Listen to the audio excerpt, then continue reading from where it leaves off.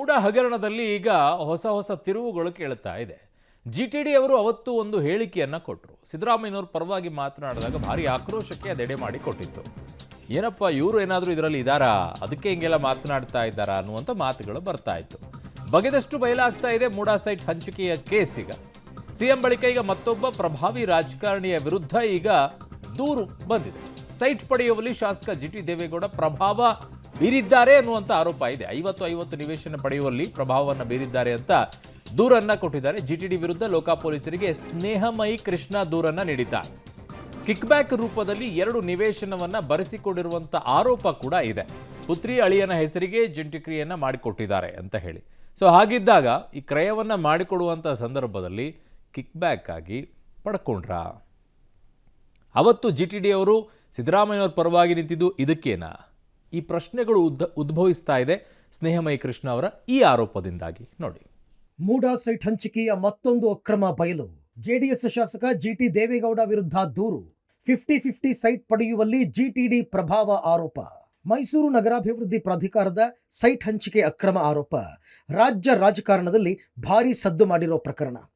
ನೇರವಾಗಿ ಸಿಎಂ ವಿರುದ್ಧವೇ ಕೇಳಿಬಂದ ಆರೋಪ ಕೇಸ್ ಇದು. ಅಲ್ಲದೆ ಈ ಸೈಟ್ ಅಕ್ರಮ ಆರೋಪ ಸಂಬಂಧ ಸಿಎಂ ಕುಟುಂಬ ತನಿಖೆ ಎದುರಿಸಿದೆ.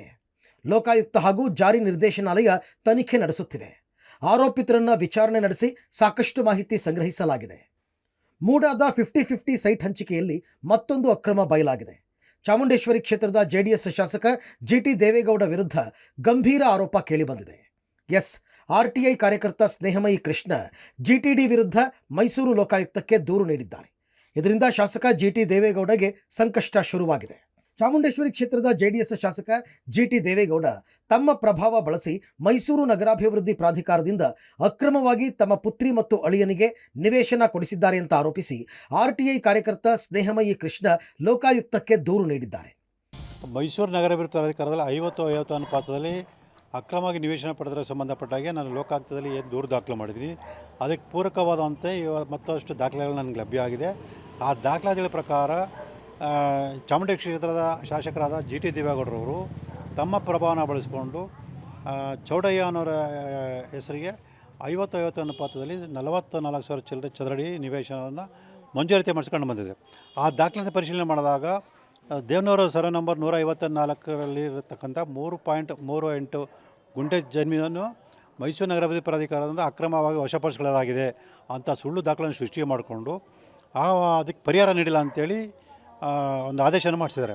ಆದರೆ ವಾಸ್ತವಾಂಶ ಏನಂತಂದರೆ ಆ ಒಂದು RTC ನೋಡಿದಾಗ ಆ ಜಮೀನು ನಗರ ಭೂಮಿತಿ ಕಾಯ್ದೆಗೆ ವ್ಯಾಪ್ತಿಗೆ ಒಳಪಟ್ಟಿರೋಂಥ ಜಮೀನಾಗಿರುತ್ತೆ. ಅಂದರೆ ಸರ್ಕಾರದ ವ್ಯಾಪ್ತಿಗೆ ಒಳಪಟ್ಟಿದೆ ಅಂತೇಳಿ ಅಲ್ಲಿ ಸ್ಪಷ್ಟವಾಗಿ ಉಲ್ಲೇಖ ಇದೆ. ಚಾಮುಂಡೇಶ್ವರಿ ಕ್ಷೇತ್ರದ ಶಾಸಕ ಜಿಟಿ ದೇವೇಗೌಡ ತಮ್ಮ ಪ್ರಭಾವ ಬಳಸಿಕೊಂಡು ಸರ್ಕಾರಕ್ಕೆ ಸೇರಿದ ಮತ್ತು ಹೈಕೋರ್ಟ್ನಲ್ಲಿ ವಿಚಾರಣೆ ಬಾಕಿ ಇರುವ ಜಮೀನಿಗೆ ಸಂಬಂಧಪಟ್ಟಂತೆ ಸುಳ್ಳು ದಾಖಲೆಗಳನ್ನು ಸೃಷ್ಟಿ ಮಾಡಿಸಿದ್ದಾರೆ. ಬಳಿಕ ಮೈಸೂರು ನಗರಾಭಿವೃದ್ಧಿ ಪ್ರಾಧಿಕಾರದಿಂದ ಜಿಟಿ ದೇವೇಗೌಡ ಪ್ರಭಾವ ಬಳಸಿ ಚೌಡಯ್ಯ ಎಂಬುವರ ಹೆಸರಿಗೆ 44,736 ಚದರ ಅಡಿ ಜಾಗದ 6 ನಿವೇಶನ ಕೊಡಿಸಿದ್ದಾರೆ. ಅದರಲ್ಲಿ ಕಿಕ್ಬ್ಯಾಕ್ ಪಡೆದು 50/80 ಅಳತೆಯ 2 ನಿವೇಶನಗಳನ್ನು ಅವರ ಮಗಳು ಅನ್ನಪೂರ್ಣ ಮತ್ತು ಅಳಿಯ ವಿಶ್ವೇಶ್ವರಯ್ಯ ಹೆಸರಿನಲ್ಲಿ ಪಡೆದುಕೊಂಡಿದ್ದಾರೆ ಅಂತ ಸ್ನೇಹಮಯಿ ಕೃಷ್ಣ ಆರೋಪಿಸಿದ್ದಾರೆ. ಮಾನ್ಯ ಉಚ್ಚ ನ್ಯಾಯಾಲಯದಲ್ಲಿ ಒಂದು ರಿಟ್ ಪಿಟಿಷನ್ ಹಾಕಿದ್ದಾರೆ. ಆ ಅರ್ಜಿ ವಿಚಾರಣೆ ಬಾಕಿ ಇದೆ.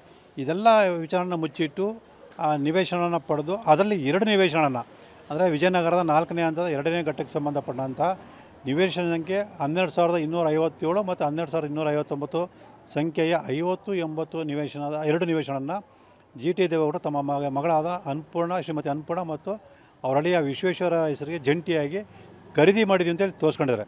ಅಂದರೆ ಚೌಡಯ್ಯನ ಹೆಸರಿಗೆ ಮಂಜೂರಾತಿ ಮಾಡಿಸ್ಕೊಂಡು ಚೌಡಯ್ಯರಿಂದ ನಾವು ಖರೀದಿ ಮಾಡಿದ್ವಿ ಅಂತೇಳಿ ಸುಳ್ಳು ದಾಖಲೆ ಸೃಷ್ಟಿ ಮಾಡ್ಕೊಂಡು ಕಂಡು ಬಂದಿದೆ. ಹಾಗಾಗಿ ಇದ್ರ ಬಗ್ಗೆ ಸಮಗ್ರ ತನಿಖೆ ನಡೆಸಿ ಎಲ್ಲ ತಪ್ಪಿತಸ್ಥರ ಕ್ರಮ ತಗೊಳ್ಬೇಕು ಅಂತೇಳಿ ನಾನು ಇವತ್ತು ಒಂದು ಲೋಕಾಯುಕ್ತ ಅಧಿಕಾರಿಗಳಿಗೆ ದೂರರ್ಜಿನ ಕೊಟ್ಟಿದ್ದೀನಿ. ಮೈಸೂರು ತಾಲೂಕು ಕಸಬಾ ಹೋಬಳಿ ದೇವನೂರು ಗ್ರಾಮದ ಸರ್ವೆ ನಂಬರ್ 154ರ RTC ಪ್ರತಿಯಲ್ಲಿನ 9ನೇ ಕಾಲಂನಲ್ಲಿ ಜವರಯ್ಯ, ಕೆ ಬೋರಯ್ಯ, ಚೌಡಯ್ಯ, ಪುಟ್ಟಣ್ಣಯ್ಯ, ಗಂಗಾಧರ ಎಂಬುವರ ಹೆಸರಿಗೆ 3.38 ಎಕರೆ ಜಮೀನಿನ ಜಂಟಿ ಖಾತೆ ಇದೆ.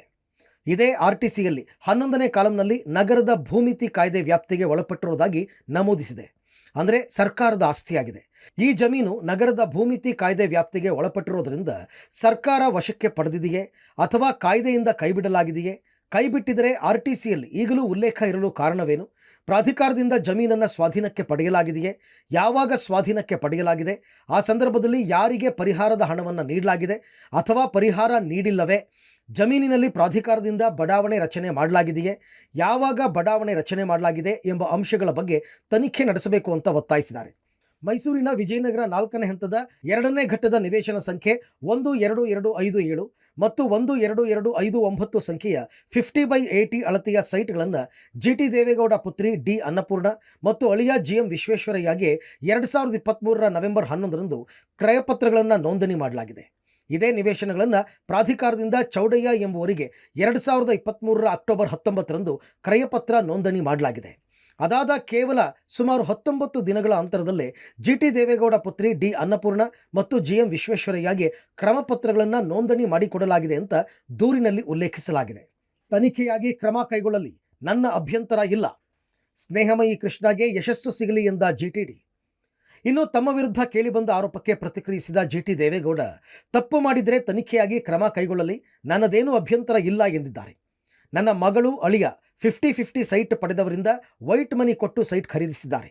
ಈ ಬಗ್ಗೆ ನನಗೆ ಗೊತ್ತಿರಲಿಲ್ಲ, ಮಗಳಿಗೆ ಕರೆ ಮಾಡಿ ವಿಚಾರ ತಿಳ್ಕೊಂಡೆ. ಈ ಪ್ರಕರಣವನ್ನು ಲೋಕಾಯುಕ್ತರಿಗೆ ಕೊಟ್ಟಿದ್ರೆ ಸಂತೋಷ, ತಪ್ಪು ಮಾಡಿದರೆ ತನಿಖೆ ಪ್ರಾರಂಭಿಸಲಿ ಎಂದಿದ್ದಾರೆ. ನನ್ನ ಮಗಳು ಅನ್ನಪೂರ್ಣ, ಅಳಿಯ ವಿಶ್ವೇಶ್ವರಯ್ಯ ಅವ್ರು ಸೈಟ್ ಪರ್ಚೇಸ್ ಮಾಡಿದ್ದಾರೆ ಅಂತ ಹೇಳಿದ್ದಾರೆ. ನೋಡಿದ್ರೆ ಈಗ ತೋರಿಸಿದ್ರು ನನಗೆ, ನಾನು ನೋಡಿರಲಿಲ್ಲ. ಅವರು ಯಾರು 50/50ಲಿ ಜಮೀನ್ದಾರರು ಸೈಟ್ ತಗೊಂಡಿದ್ದಾರೆ, ಅವರಿಂದ ವೈಟ್ ಮನಿ ಕೊಟ್ಟು ಪರ್ಚೇಸ್ ಮಾಡಿದ್ದಾರೆ ಅಂತೇಳಿ ಹೇಳಿದ್ದಾರೆ. ಅದು ಇಲ್ಲಿಗೆ ನಾನು ಆವತ್ತೇ ಹೇಳಿದೆ, ನಾನೇ ಇರಲಿ ಬೇರೆ ಯಾರೇ ಇರಲಿ ಅವ್ರು ಲೋಕಾಯುಕ್ತಕ್ಕೆ ಕೊಟ್ಟಿದ್ದಾರೆ ಅಂತೇಳಿ ನೋಡಿದೆ. ನಿಮ್ಮದ್ರಲ್ಲಿ ಲೋಕಾಯುಕ್ತ ಕೊಟ್ಟಿದ್ರೆ ಸಂತೋಷ. ಲೋಕಾಯುಕ್ತರು ಅತಿ ಶೀಘ್ರವಾಗಿ ಆ ತನಿಖೆ ಮಾಡಿ ತಪ್ಪು ಮಾಡಿದರೆ ಸೂಕ್ತ ಕ್ರಮ ಕೈಗೊಳ್ಳಿ ಅಂತೇಳಿ ಒತ್ತಾಯ ಮಾಡ್ತೇನೆ. ಚಿತ್ರದುರ್ಗದಲ್ಲಿ ವಿಧಾನ ಪರಿಷತ್ ವಿಪಕ್ಷ ನಾಯಕ ಛಲವಾದಿ ನಾರಾಯಣಸ್ವಾಮಿ ಮೂಡಾ ಪ್ರಕರಣ ಸಂಬಂಧ ಮಾತನಾಡಿ, ಸಿಎಂ ಅವರನ್ನ ರಕ್ಷಣೆ ಮಾಡಲು ಎಲ್ಲ ಕೇಸ್ ಮುಚ್ಚಿ ಹಾಕುವ ಪ್ರಯತ್ನ ನಡೀತಾ ಇದೆ. ಜಗ್ಗಲ್ಲ ಬಗ್ಗಲ್ಲ ಅಂತ ಹೇಳಿ ರಾತ್ರೋರಾತ್ರಿ ಹೋಗಿ ಸೈಟ್ ವಾಪಸ್ ಯಾಕೆ ಕೊಟ್ರಿ? ತಪ್ಪು ಮಾಡಿದ್ದು ಅರಿವಾದ ಮೇಲೆ ಸಿಎಂ ಸೈಟ್ ವಾಪಸ್ ಯಾಕೆ ಕೊಟ್ರಿ? ನಿಮಗೂ ಭ್ರಷ್ಟಾಚಾರಕ್ಕೂ ಹತ್ತಿರದ ನಂಟಿದೆ ಅಂತ ವಾಗ್ದಾಳಿ ಮಾಡಿದ್ದಾರೆ. ನೀವು ಎಲ್ಲ ಕೇಸುಗಳನ್ನು ಮುಚ್ಚಾಕುವಂಥ ಪರಿಸ್ಥಿತಿ ಬರ್ತಾ ಇದೆ. ಅದಕ್ಕೆ ಹೇಳಿದಾಗ ನೀವು ಹೇಳಿದ್ರಿ 62 ಕೋಟಿ ನನಗೆ ಕೊಟ್ಟರೆ ನಾನು ಆ ಸೈಟ್ಗಳನ್ನು ಕೊಡ್ತೀನಿ ಅಂದ್ರಿ. ಮತ್ತೆ ರಾತ್ರೋರಾತ್ರಿ ಯಾಕೆ ಕೊಟ್ರಿ ನೀವು ವಾಪಸ್ಸು?